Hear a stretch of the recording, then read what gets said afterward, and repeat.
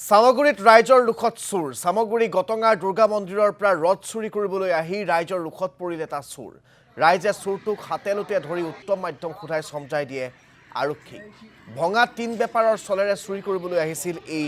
চুৰটোৱে আমি দেখুৱাইছো আপোনালোকক কিয়া ভঙা তিন বিচাৰি অহা একাংশ ব্যৱসায়ী ৰূপতে চুৰটো আহিছিল আৰু সেই চুৰটোৱে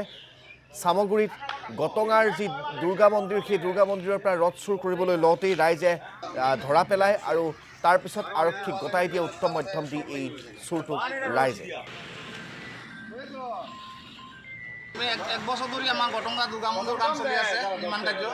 ইয়াত রথ থাকে সিমেন্ট থাকে টিন থাকে মাঝে মাঝে আমি ৰাতিপুৱা আহি চাওঁ মানে আজি ৰথ নাই কালি সিমেন্ট নাই কালি টিন নাই এতিয়া আজি ৰাতিপুৱা দেখিছোঁ এটা চোৰে ৰথ ভাঙি মানে ৰথ ভাঙি না ৰথ ভাঙি